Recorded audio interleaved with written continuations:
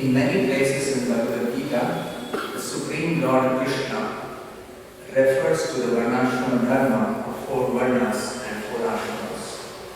He teaches people about this Varnashrama Dharma so that all of human society can live peacefully by observing the principles of the 4 social divisions and 4 spiritual divisions, Varna and Ashrama, and thus make advancement in spiritual knowledge. The Manus compiled the Manu Samhita. The word Samhita means Vedic knowledge, and Manu indicates that this knowledge is given by Manu. The Manus are sometimes incarnations of the Supreme Lord and sometimes empowered living entities. Formerly, many long years ago, Lord Krishna instructed his son Lord. The Manus are generally sons of the Sun God. Therefore, while speaking to Arjuna about the importance of Bhagavad Gita, Krishna said, Imam vivasvate yogam proktavanam abhyayam. Vivasvan manave praha. This instruction was given to Vivasvan, the Sun God, who in turn instructed his son Manu. Manu gave the law known as Manu Samhita, which is full of directions based on Varna and Ashrama concerning how to live as a human being. These are very scientific ways of life, but under the rule of demons like Hiranyakashipu, human society breaks all these systems of law and order and gradually becomes lower and lower. Thus, there is no peace in the world. The conclusion is that if we want real peace and order in the human society, we must follow the principles laid down by the Manu Samhita and confirmed by the Supreme Personality of God, Krishna. Thus I speak of the Bhagavatam. Om Jnana Jnana Jnana Jnana Chakshurvimidam Tasmai Shri Gurave Namaha Namo Vishnupadaya Krishna Prestaya Bhutale Srimate Bhaktivedanta Swami Jnaname Namaste Saraswate Deve Gauravani Vacharine Nirvishesha Shrunivadi Paschat Deshatarine Jaya Shri Krishna Chaitanya Prabhu Nityananda Shri Advaita Gadadhara Srivasadi Gaurabhaktavinda Hare Krishna Krishna Krishna Hare Hare Hare Rama Rama Rama Hare Hare. These are prayers offered by different devatas and personalities from the upper planets, who are all relieved that the demon Hiranyakashipu, who was terrorizing the whole universe, has now been killed by the Supreme Lord Narasimha.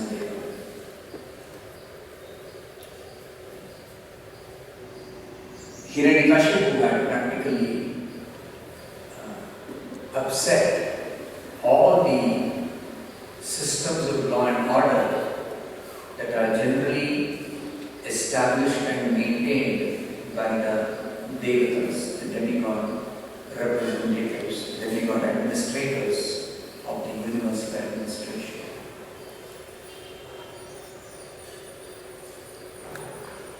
So this particular prayer offered by the Manus. Manus are lawgivers for mankind. In human society, human beings are supposed to follow the laws given by Manu. Why? Because we are subject to control of the laws of karma, laws of nature, laws of God. Now, for us to understand the intricacies of the laws of nature is very difficult. Sometimes people try to analyze based on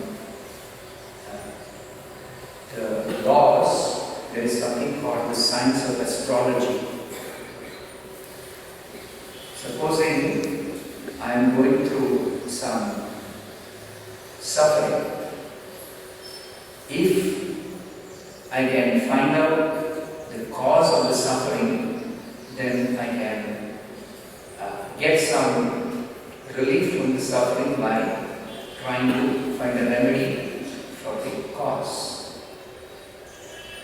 But if it is a cause which is not very much obvious or not possible to find out directly, then those who are learned or conversant with the laws of karma, they understand, oh, I am suffering this particular way because of my past misdeeds. So sometime in the past, I have broken the laws of karma, the laws of nature. And the result of breaking those laws, I am suffering now. Again, this punishment for violation is not necessarily immediately after you do the violation. There is kala which governs when some particular reaction or punishment for a violation will be awarded to a person. So, I suffer from reactions for my own past misdeeds which I might have committed either in the immediate past in this life or even from the previous life or previous lives. So, if I understand that my suffering is due to my own misdeeds, which I might have done in ignorance, at least those who want to be law-abiding, they will generally not violate laws which they know is to be followed. But what about the subtle laws, many of which we do not know, or many of which we cannot figure out? Still, the violation is done unknowingly and I have to suffer the consequences. So therefore, instead of trying to understand all the laws, especially the subtle laws, how they are working and what are the intricacies of these laws, to simplify the whole matter, the Lord has made arrangement, Supreme Lord Krishna has made arrangement that his representatives called the Manus, they are giving us simple code of conduct. Do this, don't do this. Now, something which we are supposed to not do, we may not be able to find out exactly what is the reason or what is the law behind this rule that is given. We may not exactly be able to find out. But if we are wise, then we simply follow, knowing very well that if we don't follow, then we will be violating some laws, and by violation of the laws, I have to suffer the consequences. So therefore, the Manus are doing this great service to human society by giving us the code of conduct called Manu Samhita. Now, whether Manu Samhita is scientific, whether Manu Samhita is really a proper system of code of conduct to be followed, is sometimes a subject of debate or discussion. They sometimes say it might have been suitable for a previous yuga or for ancient people, but in modern society it may not be so proper to follow. With changing times, with changing circumstances, social situation changing drastically, especially in recent times, people tend to think and believe that this is not anymore relevant.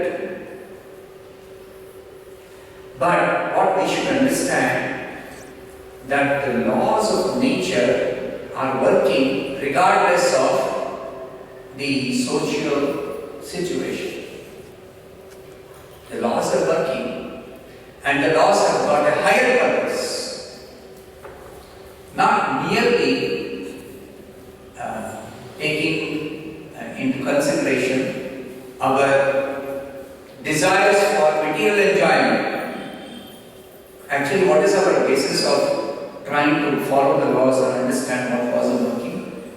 Generally, as conditioned souls, we have one agenda.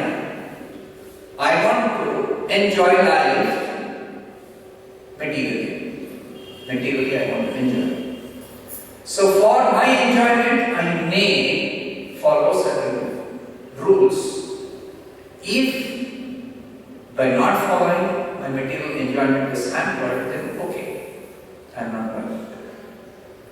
But the laws are not just merely giving us some principles by which we can live happily, enjoy life in this world. No, there is a higher purpose. While it is true that those who are pious and follow the laws, they can live happily in this world, but still ultimately material happiness, material enjoyment has got so many limitations and defects also.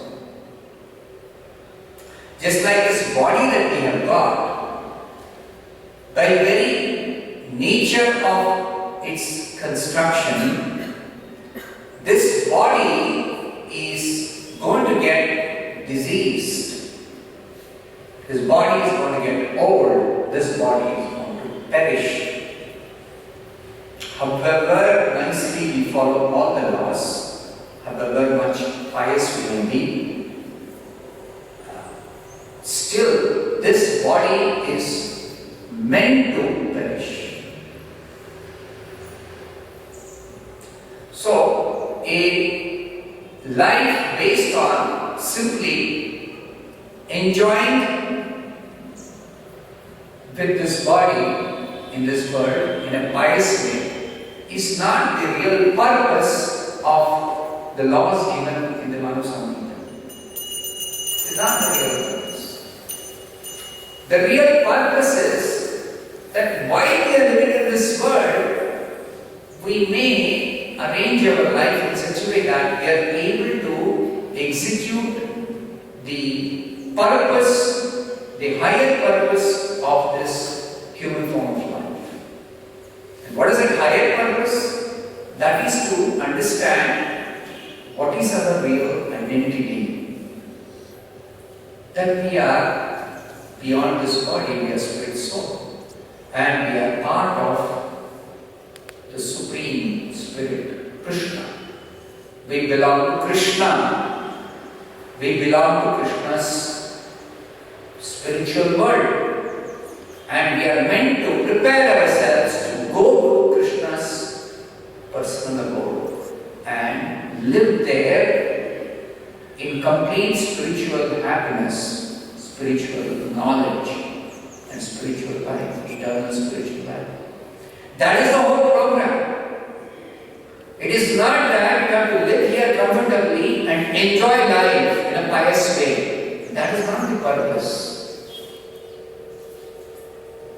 That pious and impious activities, the classification of some material activities is pious and some others is impious. is simply for maintaining some order and having some peace in this world so that we can really execute our spiritual purpose in a nice way. But if there is some disturbance due to some demons who may temporarily overpower the Devatas, because even the Devatas, they are not without material desires for enjoyment. The Bhagavatam points out that what is the difference between the Devatas and the demons? The Devatas, they want to follow the laws of God, laws of karma, and they want to be restricting themselves to only perform pious activities. But their agenda is they want to enjoy materially in a pious way. The demons, they are also having material enjoyment, but they don't care for pious or impious ways of enjoyment. Of course, the Devatas are godly, they are saintly, they are divine nature. But still, because of this defect that they want to enjoy materially, even though they want to enjoy in a pious way, that is the cause of so many problems for them, in spite of their being pious. Just like this Hiranyakashipu, he is a demon. But by understanding that if I do tapasya, I can get material power, and misusing that, abusing that power, I can overpower these Devatas. He actually performed with great determination. He performed tapasya. He acquired so much of power, all in accordance to the laws. Whether Devata or demon, whoever performs tapasya gets material power. Now, to utilize the material power is up to the person. Somebody may use it properly, somebody may misuse it. Generally, the Devatas utilize the material power they get in accordance with the laws of God, laws of karma. But the demons, they are generally godless, with some exceptions, of course. Generally, they are godless. They are against God, they are against Krishna. So, they don't want to follow the laws. They don't care. They don't care about the laws.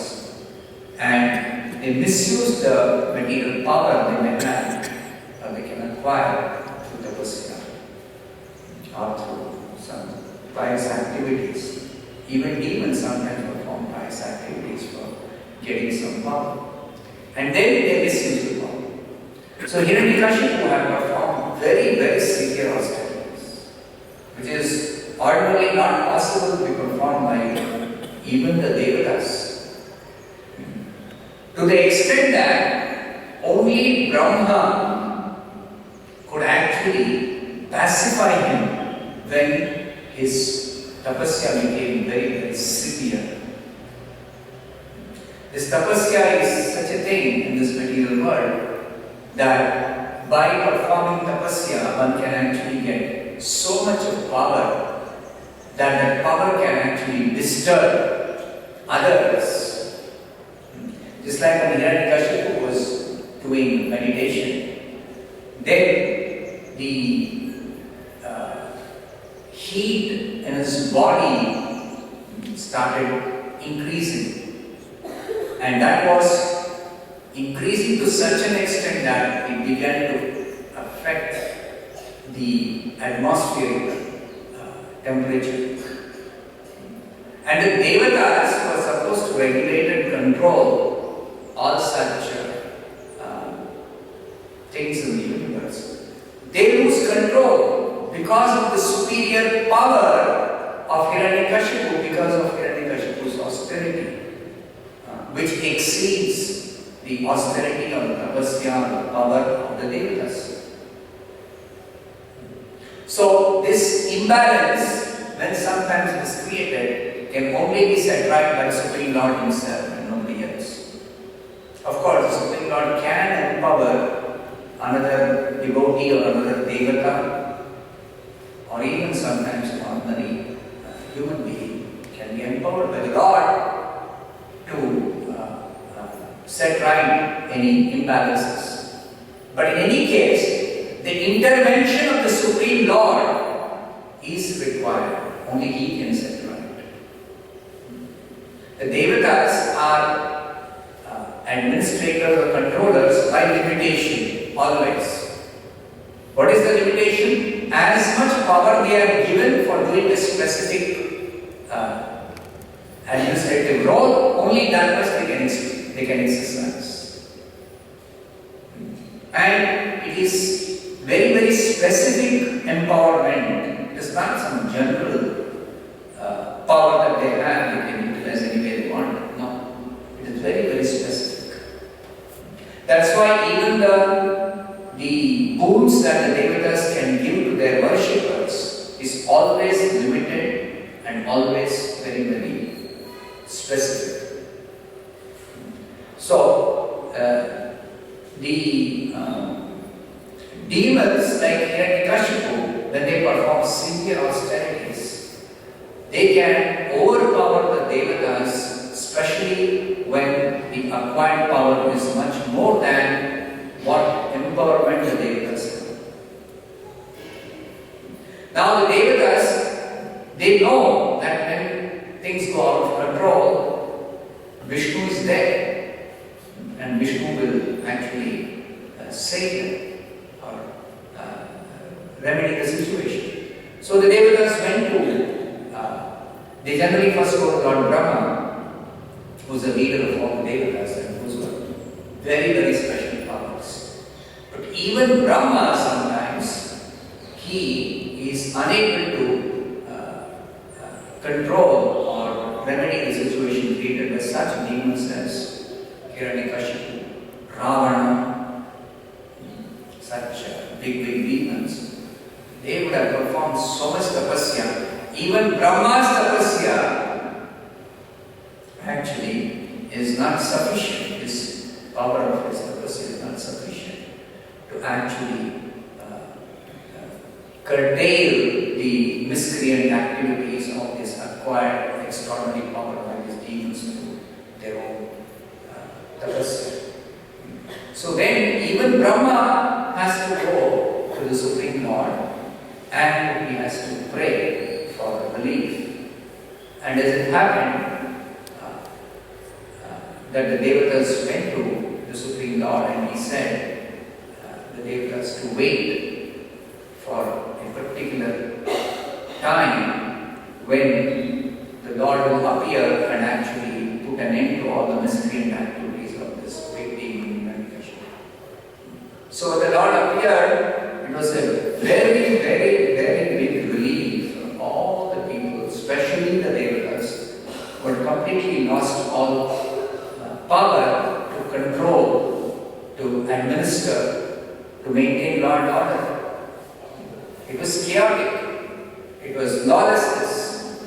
As is explained here, this Hiranyakashipu, demons like Hiranyakashipu, under their rule, human society breaks all these systems of law and order and gradually people degrade themselves. Lawlessness means they become degraded. Then, because of the violation of the laws, people have to suffer. So there are so many other ways in which they suffer. Even though temporarily when they are able to violate the laws or not follow the laws, they think they got some newfound freedom. And they don't realize foolishly that this freedom is actually very, very cheap. That it has got so many other serious side effects which actually will be more dangerous and harmful. Just like, I'll give a very simple example. If a doctor diagnoses a particular patient having a particular disease, then the doctor may say that I'll give you medicine, but in addition to that, you also have to restrict your diet. Now the patient may think, okay, doctor, he's giving me medicine that I will take, but diet I will not follow the restriction.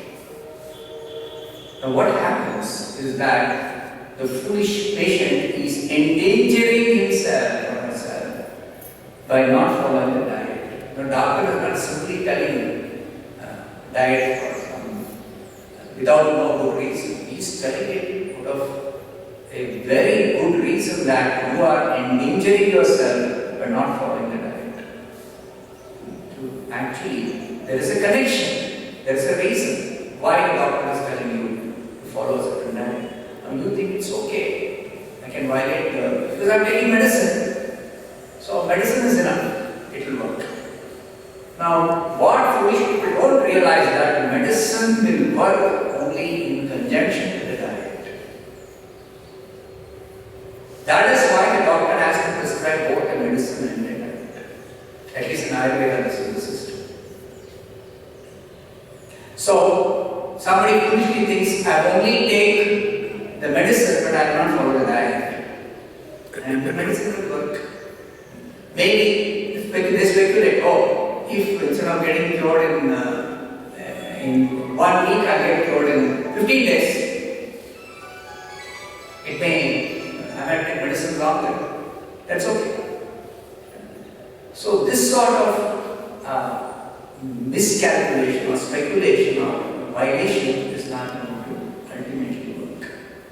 It's so dangerous sometimes, this violation of diet, that the disease overpowers the medicine itself. The effect of violating the diet can be so bad that the person can die even before some medical intervention is possible to save the patient. Similarly, when somebody violates the laws, thinking that, now the king is allowing, the king is telling, no need to follow all these rules. So, some foolish people, they think, very nice, we don't have to follow all the rules, the king has given us freedom. But this foolish king himself is not aware of the consequences of people breaking the laws. Because he himself is ignorant. Why? Because he is a demon. One of the characteristics of demons, as described by Krishna in 16th chapter of Bhagavad Gita, is that they do not know what is to be done and what is not to be done. They do not know. They do not know what is the purpose behind this Manusangita. Foolishly, or out of ignorance, or out of some audacity, we don't care, we don't bother. Actually, it is really speaking, it is ignorance. And then the effect will be there of violating the laws, and then they suffer. Then there is no remedy that is possible to be given by the demons or the violators or the king of such violators or the leader. So at such time, people become so much harassed. And then the only remedy is the Supreme Lord has to intervene. The Devatas don't have control. People don't have solution. They are suffering the result of violation of the laws. Foolishly, they might have so-called freedom, they might have violated so many certain laws. So, we should always remember that this Manu Samhita, which is the laws of God given by the Manus, through the Manus God has given us in human society especially.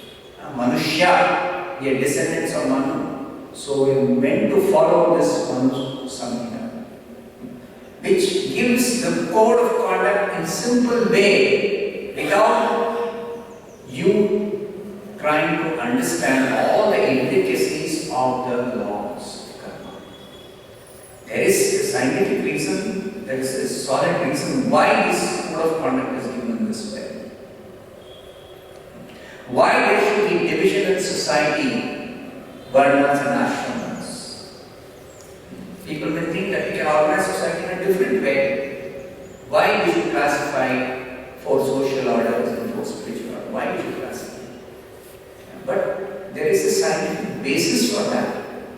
And ultimately, we should understand the ultimate purpose is that we have to make spiritual progress in this human form of life and prepare ourselves to go to the spiritual world where we belong, which is our real home.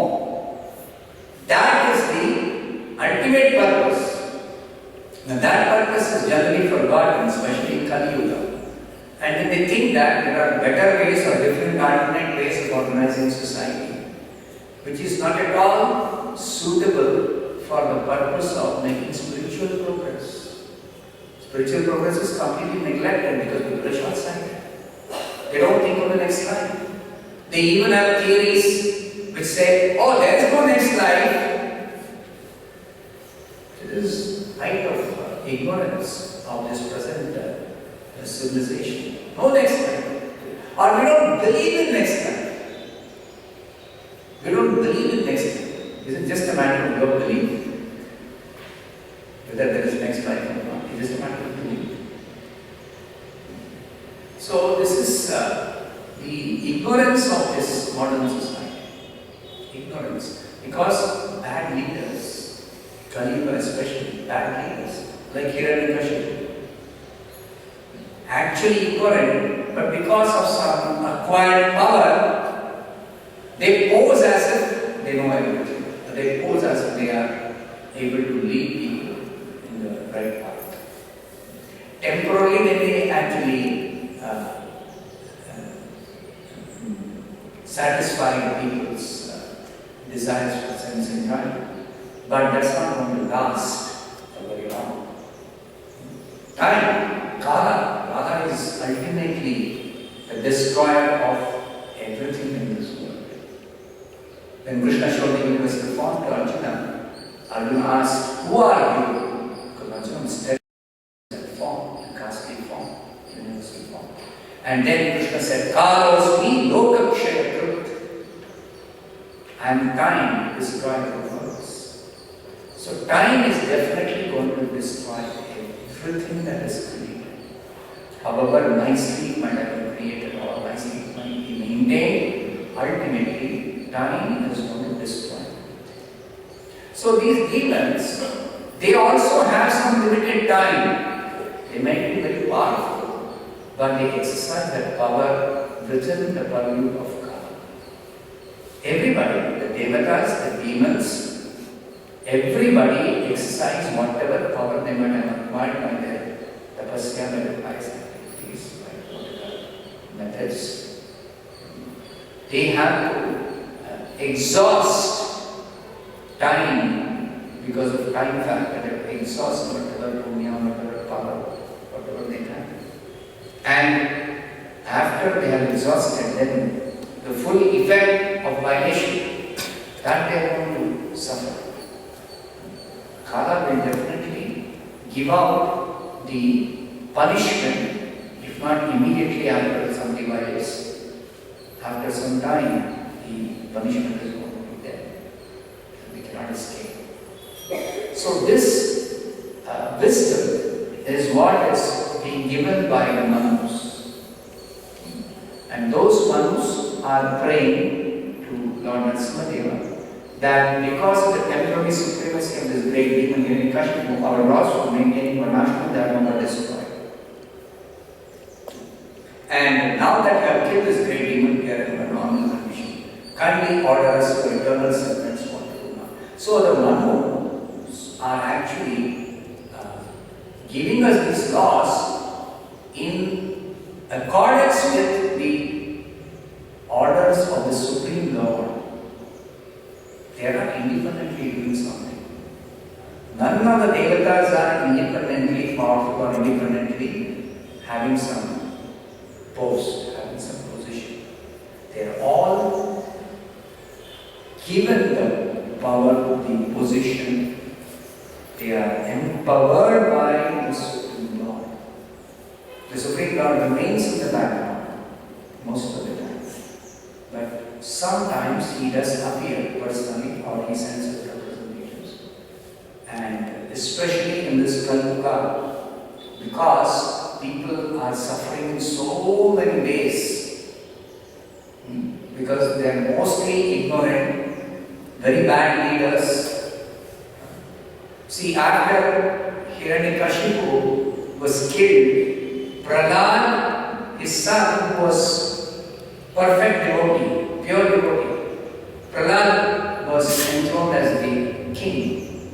Now, Prahlad will rule perfectly in accordance with the laws. So people get back good administration, which is temporarily disturbed due to the Hiranyakashipu. Now, in our case in Kali Yuga, see the condition. If there is one bad administration, if somehow even through the system of democracy, we are able to vote out of power some particular rule, then we don't have a better choice of bringing in somebody who will be perfectly ruling. In general, mass of people are ignorant about Krishna consciousness, about the laws of God. So in Kali Yuga, situation is an emergency situation. Therefore, the Lord, when he appeared as Chaitanya Mahaprabhu, he simply gave us this Sankirtana. In any condition, you chant Hare Krishna, and in that way seek relief and also make progress. As I told you, ultimately the goal is not merely to live peacefully, but also, most importantly, to make spiritual progress and prepare ourselves to go back to the kingdom. So that purpose has to be executed under all situations and circumstances. So that is very easily possible through Sankirtana. Even if we may organize in some alternate way and try to live peacefully through some other system, other than the national system. In any case, the ultimate purpose has to be served. Now that is not served unless you follow a system given by God Himself. So, therefore, the Supreme Lord, in His incarnation, Chaitanya Mahaprabhu, has given us this Sankirtana. Even Varnashrama doesn't work in Kali Yuga. There are so many reasons. There are no qualified Brahmanas who are supposed to direct the whole population how to follow the laws, how to abide by the direction given in our Samhita. The Brahmanas are not there. Society is lacking qualified Brahmanas. Caste Brahmanas are there. Not caste Brahmanas. Brahmanas by qualification, by education, by training, by culture.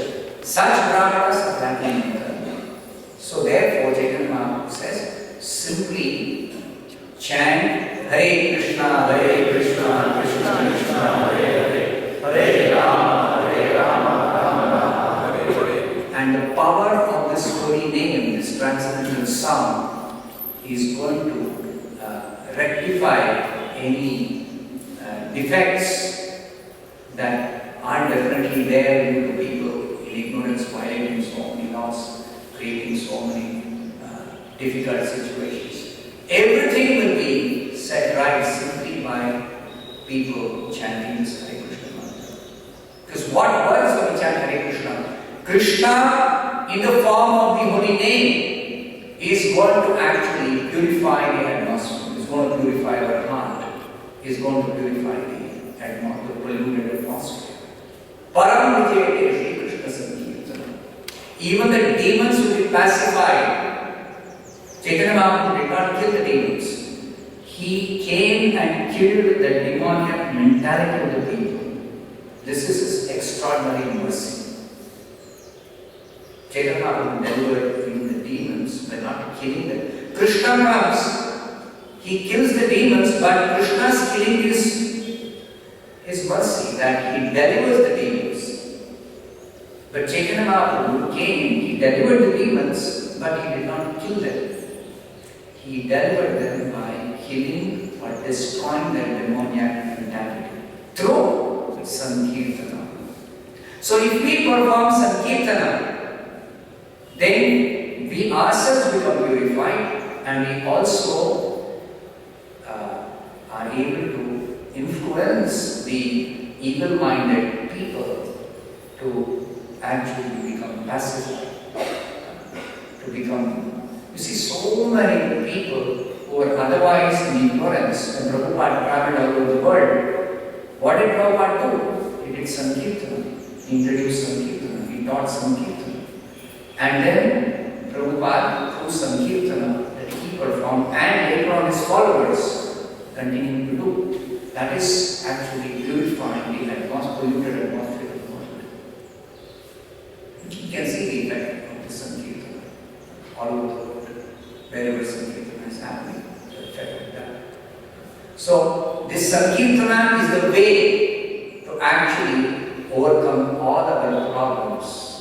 Due to so many different reasons, we are violating the subtle laws, in ignorance, sometimes even knowingly, because we are victims of bad habits. You see, we violate the laws and then we suffer. Just like, to give a simple example, people who are smoking cigarette, it's not that all those who smoke are doing it in ignorance. That's not true. Many are doing it very well aware that it is very, very dangerous, very injurious to health.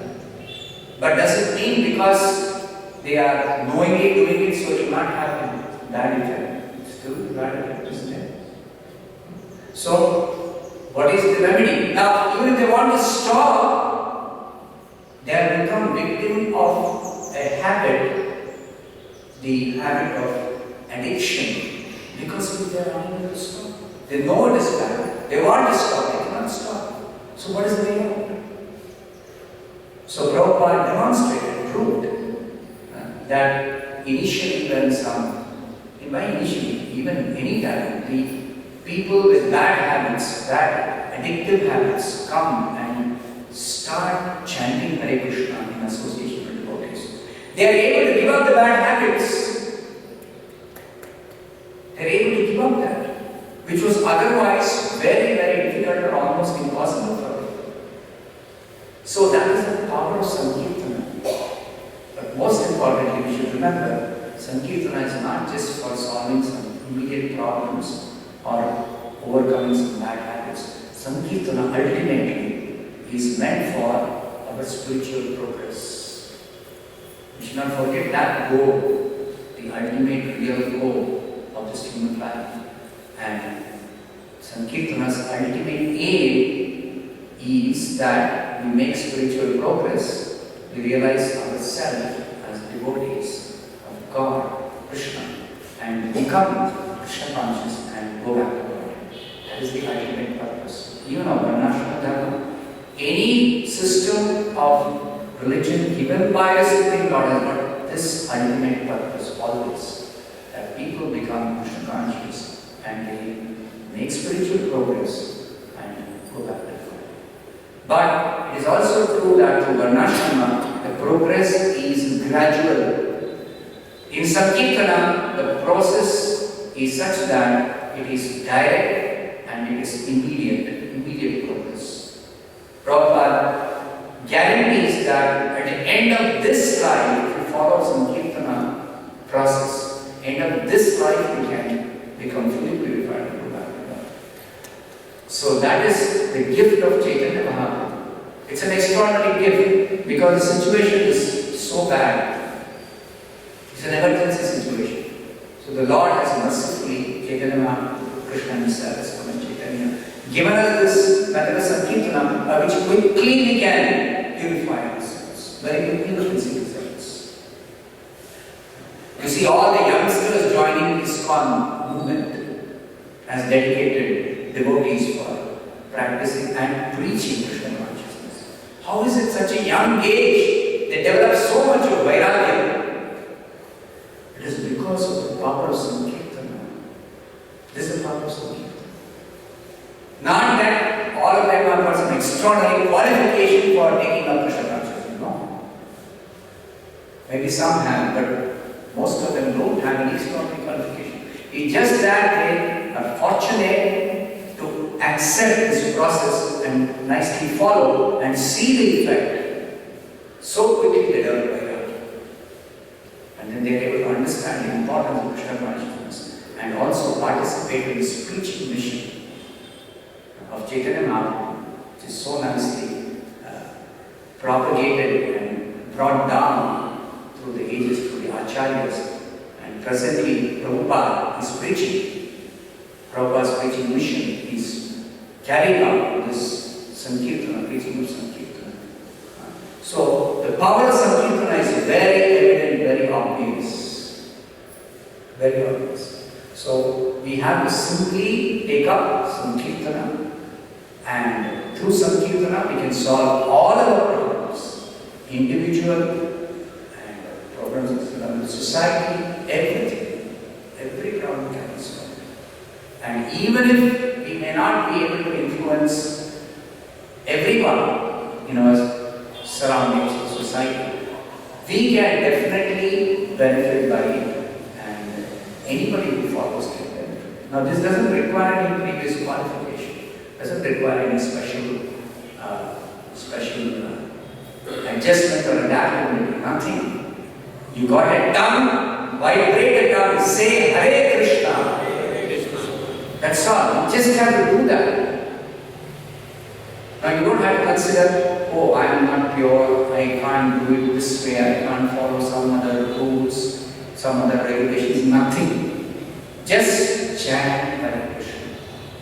And obviously, when you start chanting, you realize that certain activities of yours are detrimental for making progress, even though chanting Hare Krishna is not dependent on any other rules or regulations for you to make progress. It is just like if I tell you can ignite a fire, irrespective of whether your fuel is wet or dry. But still, even if you can ignite a fire, regardless of whether your fuel is wet or dry, you know that when the fuel is wet, it is difficult to actually keep the fire going. And if you keep pouring water, then how will it help? To ignite the fire, to keep the fire going and actually burn the wood. So similarly, even though Hare Krishna will act regardless of who chants in whatever condition they chant, Hare Krishna will act.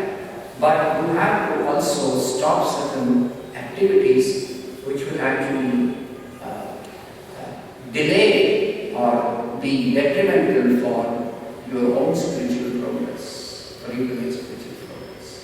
So those activities are 4 sinful activities, particularly identified in the Bhagavatam at the beginning of Kali. It's identical.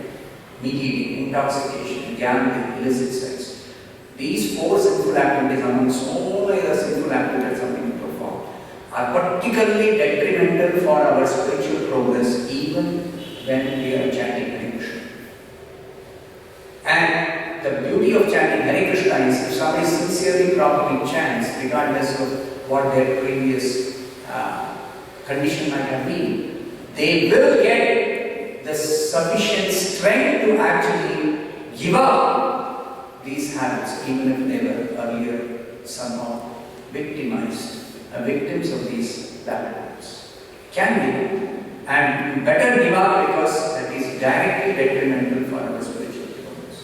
Always remember the ultimate goal is not merely living nicely in this world, but making spiritual progress to actually advance Krishna consciousness. Go back to that Krishna. Stop it. Bhagavatam.